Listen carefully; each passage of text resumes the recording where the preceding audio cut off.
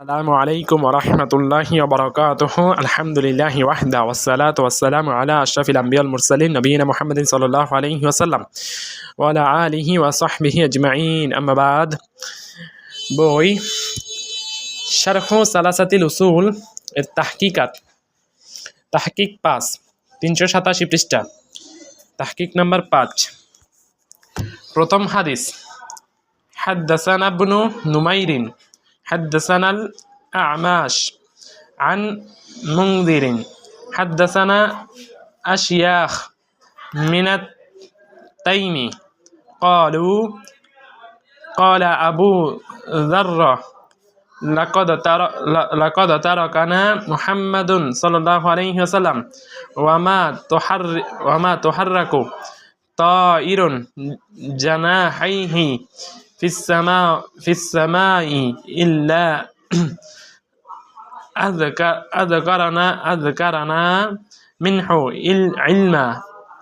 ابن نمير، أعمش، منجير, আশিয়াখ, তাই, আবু জার আল গিফারি রাদিয়াল্লাহু আনহু বলেন, আমাদেরকে মুহাম্মদ সাল্লাল্লাহু আলাইহি সাল্লাম এমনভাবে রেখে গিয়েছেন যে আকাশে একটি পাখির ডানা নাড়ানোর মাঝেও কি জ্ঞান রয়েছে তাও আমাদেরকে বলে গেছেন। মুসনাদ আহমদ 21361। শুআইব আল আরনাউত এই আসারটিকে হাসান বললেও মুনজিরের শাইখদের মাজহুল হওয়ায় এর সনদকে দঈফ বলেছেন। প্রাগুক্ত 35 খণ্ড 290 পৃষ্ঠা, নং 21361।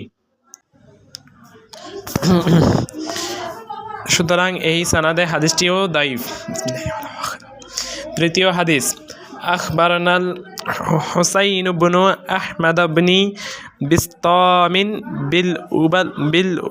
বিল উবুল্লাতি হাদদাসানা মুহাম্মদ ইবনু আবিদিল্লাহ ইবনি ইয়াজিদ হাদদাসানা সুফিয়ান আন ফিত্রিন আন আবি الطفيلي عن أبي ذر قال تحقيقات 388 পৃষ্ঠা।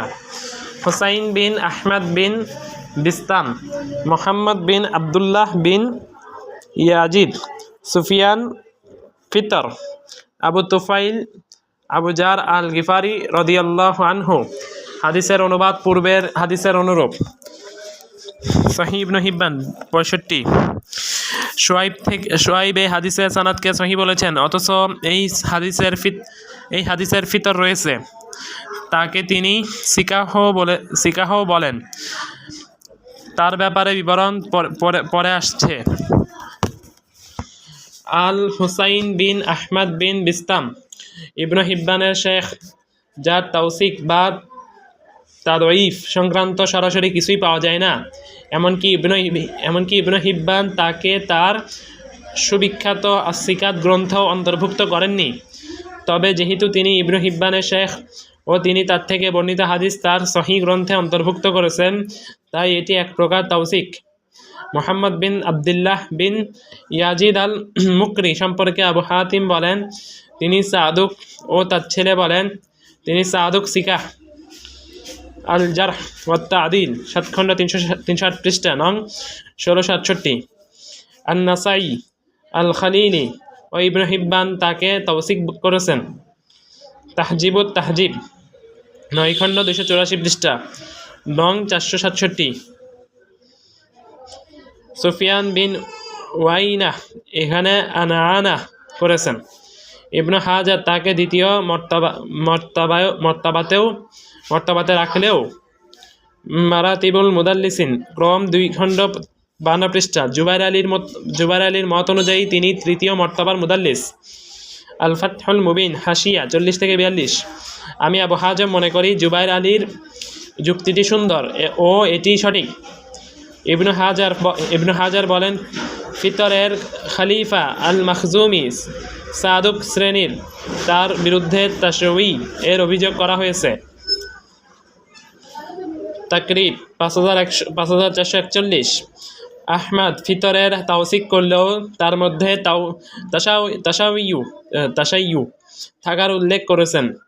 আল-ইলাল ওয়া মারিফাতুর রিজাল আব্দুল্লাহর রিওয়ায়েতে 2 খণ্ড 443 পৃষ্ঠা নং 993। কিন্তু ইয়াকুব বিন সুফিয়ান আল ফাশওয়ি হতে আমরা আহমদের একটু অন্যরকম মত পাই। তাকে প্রশ্ন করা হয় ফিতর ও মুহিল্লের ব্যাপারে। তিনি বলেন, ফিতর তাশাইয়ুতে গুলু করতেন। মুহিল্লের হাদিস কম ছিল ও ফিতরের বেশি ছিল। মুহিল অন্ধ ও সিকাহ ছিলেন। আল মারিফা ওয়াত তারিখ 2 খণ্ড 175 পৃষ্ঠা। আল-ফাসওয়াইকে দেওয়া বক্তব্যে তিনি ফিতরের ব্যাপারে বেশ শক্ত অবস্থান নিয়েছেন। তিনি মুহিল্লকে সিকাহ বললেও ফিতরতকে বলেননি। এতে একটি বিষয় পরিষ্কার হয়, তিনি ফিতরতকে সিকাহ গণ্য করেননি, যা তার মত পরিবর্তনের ইঙ্গিত। আল্লাহু আলাম। এই কারণে তিনি আলিম, তার উপর তাদঈফও করেছেন। যেমন হাদ্দাসানা আহমদ ইবনু আলিয়িন হাদ্দাসানা আমর ইবনু হিশামিন হাররানিয়্যু قال سمعت أبا بكر بن عياش يقول ما تركت روايته عن فطر إلا لسوء مذهبه। আহমদ বিন আলী, আমর বিন হিশাম আল হাররানি, আবু বাকার বিন আইয়াশ বলেন, আমি ফিতরতের রেওয়ায়েত তার মন্দ মাযহাব ব্যতীত আর কোনো কারণে তরক করিনি। কিতাবুদ দুআফা আল কাবীর লিল উকাইলি 3 খণ্ড 464 পৃষ্ঠা নং 1521। এই সানাদের সবাই সিকাহ। এছাড়া আল হাকিম বলেন, দারাকুতনি তাকে বিদাতে আখ্যায়িত করেছেন। বুখারী তাকে নিয়ে হুজ্জাহ দেননি। সোয়ারাত আল হাকিম লিল দারাকুতনি 264 নং 454। আবু দাউদ বলেন, আহমদ বিন ইউনুস হতে বর্ণনা করেন, ফিতর বর্জনীয়, তার থেকে তারা কিছু বর্ণনা করতেন না। তাহজিবুত তাহজিব 8 খণ্ড 30 পৃষ্ঠা নং 550। যাই হোক, ফিতর আসলে একজন মুবতাদি ও দাইফের খুব ধারে কাছের সাদুক অথবা মাকবুলও বলা যায়।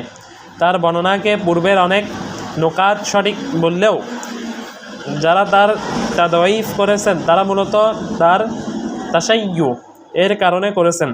তাই তার হাদিস এককভাবে নেওয়ার কোনো অর্থ নেই। তার হাদিস কেবল ইতিবারের জন্য উপযুক্ত। ইবনু হাজার বলেন, বুখারীও তার বর্ণিত শুধু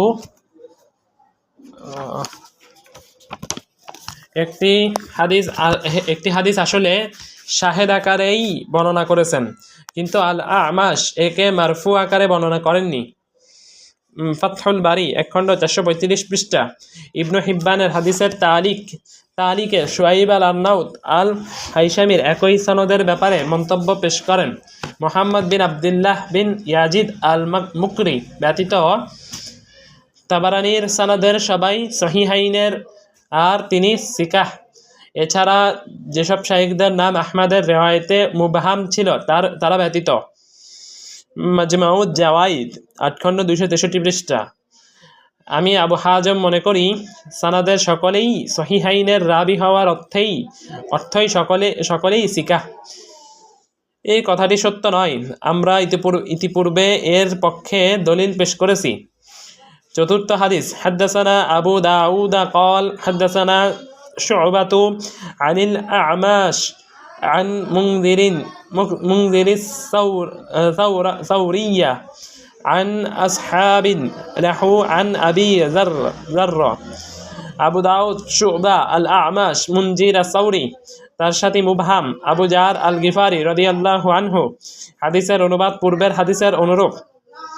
মুসনাদ আবু দাউদ আত-তায়ালিসি 1 খণ্ড 385 পৃষ্ঠা নং 481। এখানে মুনজিরের শেখ মুবহাম হওয়ায় সনদটি মুনকাতি। পঞ্চম হাদিস, হাদদাসানা মুহাম্মদ ইবনে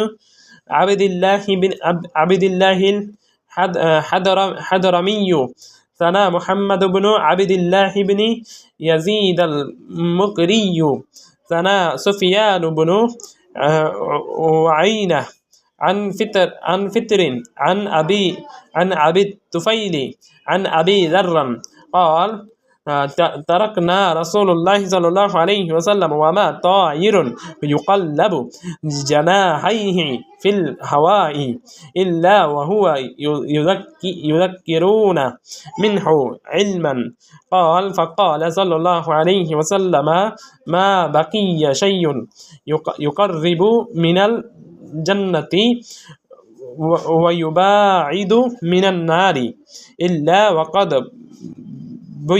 بين لكم محمد بن عبد الله الخضرمي محمد بن عبد الله بن يزيد المقري سفيان بن وعينة فطر أبو طفيل আবু জার আল গিফারি রাদিয়াল্লাহু আনহু। হাদিসের অনুবাদ পূর্বের হাদিসের অনুরূপ। তাবারানী এখানে অতিরিক্ত বলেছেন, এমন কিছু বাকি নেই যা জান্নাতের কাছে ও আগুনের থেকে দূরে নেবে না, যা তোমাদের বর্ণনা করা হয়নি। মুজামুল কাবির নং 1647। এটি আগের সানাদেরই আরেকটি রূপ, এটিও দাঈফ। ষষ্ঠ হাদিস, কাতাবা ইলাইয়া মুহাম্মদ ইবনে আবিদিল্লাহ ইবনে ইয়াজিদ আল মুকরিয়্যু ইখবিরুনি ফি কিতাবিহি আন্না ইবনা উয়াইনাতা হাদাসাহু عن فطر بن خالفة عن أبي الطفيل عن أبي ذر رضي الله عنه قال আমাকে লিখেছেন মোহাম্মদ বিন আব্দুল্লাহ বিন ইয়াজিদ আল মুকরি। তিনি তার লেখাতে আমাকে জানিয়েছেন সুফিয়ান বিন ওয়াইনা, ফিতর বিন খালিফা, আবু তুফাইল, আবু জার আল গিফারি রাদিয়াল্লাহু আনহু। হাদিসের অনুবাদ পূর্বের হাদিসের অনুরূপ। মুসনাদ বাজ্জার আল বাহরুজ জুখার 9 খণ্ডের 341 নং 3897। এরপর বাজ্জার বলেন, এই হাদিসটি নিচের সানাদেও বর্ণিত হয়েছে। রাওয়াহু ইবনু উয়াইনা আন ফিতরিন আন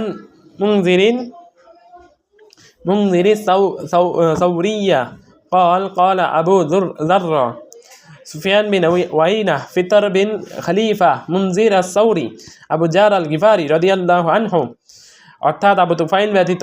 কিন্তু বাজ্জার বলেন মুনজির আবু জারের দেখা পাননি। এটির হুকুম উপরের হাদিসটির মতোই। সপ্তম হাদিস,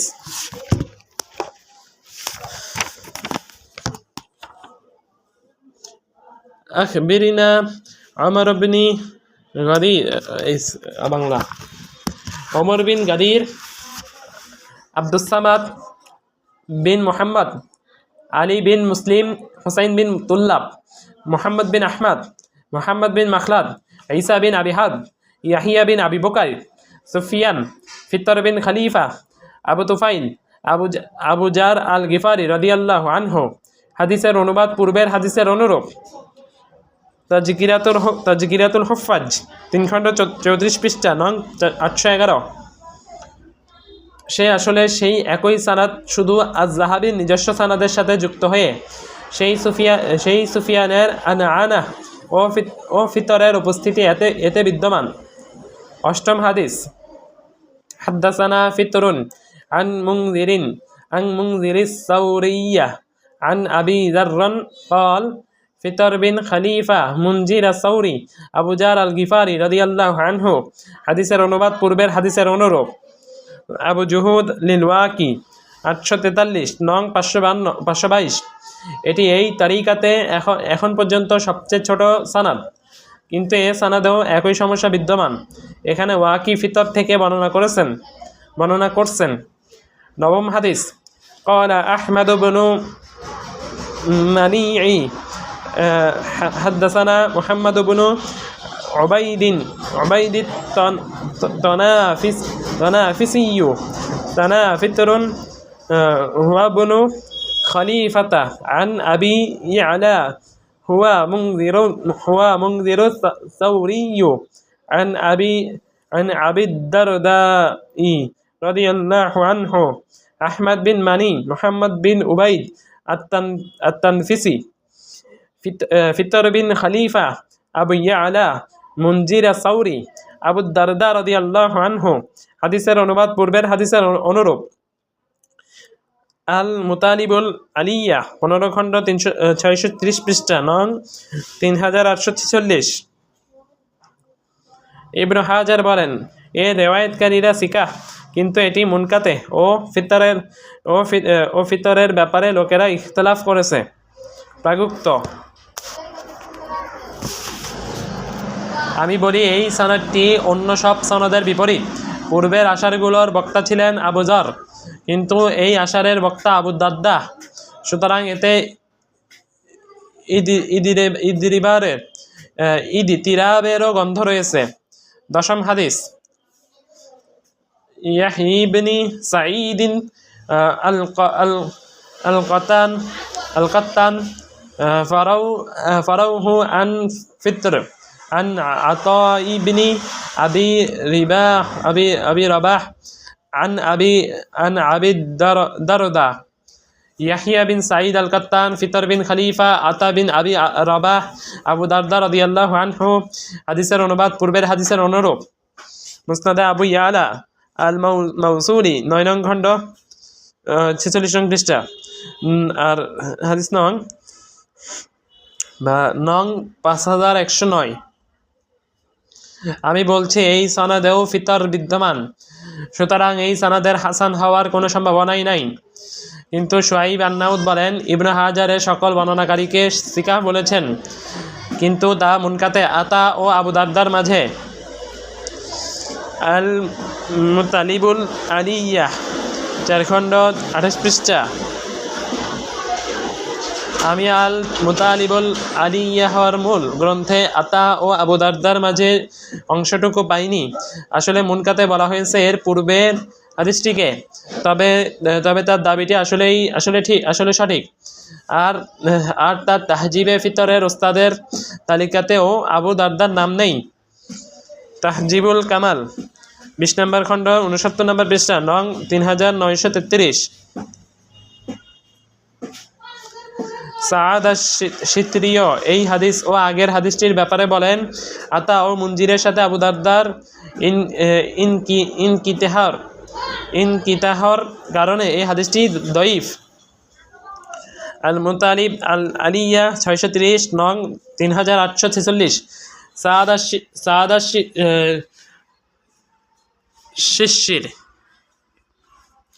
শিশরি তাহকিক। সাআদ আশ-শিশরি বলেন, এই বিষয়টি পরিষ্কার যে এই হাদিসে ইদিতিরাব আছে। আমার কাছে এই হাদিসের কোনো ধারাই গ্রহণযোগ্য নয়। তিনি আরও বলেন, এই হাদিসটি প্রতিপাদ্য বিষয়ে সহিহ আসল রয়েছে। এর মধ্যে সহিহ মুসলিম 262, আবু দাউদ 7, তিরমিজি 16, নাসাই 41, 49, ইবনে মাজাহ 316। প্রাগুক্ত 631 নং 3846।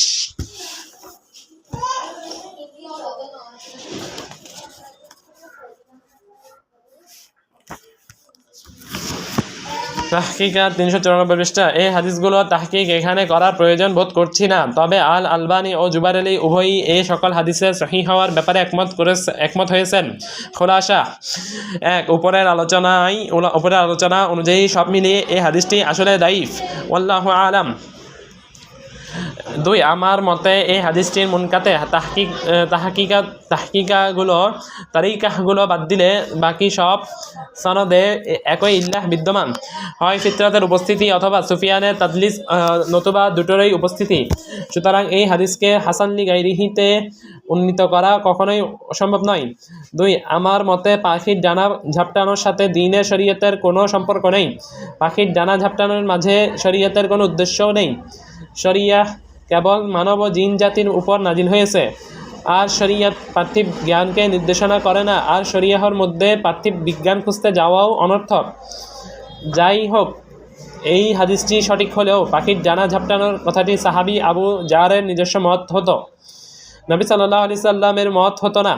তবে আল কোরআনে সূরা আল আনাম 6 নম্বর সূরা 38 নম্বর আয়াত বরং পাখির ডানা ঝাপটানোর বিষয়টি কেবলমাত্র সমস্ত সৃষ্টির সকল বিষয় লাউহ আল মাহফুজে উল্লেখ থাকার বিষয়টি বোঝাতে ব্যক্ত হয়েছে। বিশেষ করে ডানা ঝাপটানোর বিষয়ে শরিয়াহ কোন দিক নির্দেশনা দেওয়া হয়নি। আল্লাহু আলাম। 3 ফিতর বিন খলিফা থেকে বর্ণিত হাদিসে তাবারানির অতিরিক্ত অংশটি আল কোরআনের আয়াতের সাথে মিলে যায়। আল ইয়াউমা আকমালতু লাকুম দীনাকুম ওয়া আতমামতু আলাইকুম নি'মাতি ওয়া রাদিতু লাকুমুল ইসলাম দীনা। অর্থাৎ আজ আমি তোমাদের জন্য তোমাদের দ্বীনকে পূর্ণাঙ্গ করে দিলাম, তোমাদের প্রতি আমার নিয়ামত পূর্ণ করে দিলাম এবং ইসলামকে তোমাদের দ্বীন হিসেবে কবুল করে নিলাম। ইবনে হিব্বানের হাদিসের শেষে তার মন্তব্যেও এই বিষয়টিকে পরিষ্কার করে তিনি বলেন, এই হাদিসের অর্থ হচ্ছে আমাদের কাছে রয়ে গিয়েছে তার রাসূলুল্লাহ সাল্লাল্লাহু আলাইহি সাল্লাম আদেশ নিষেধ খবর কর্ম ও মুবাহ করা বিষয়সমূহ। সহিহ ইবনে হিব্বান 65 পৃষ্ঠা, ধরুন 65 শুধু লেখা পৃষ্ঠা নাম্বার জানি তাহকিক 6।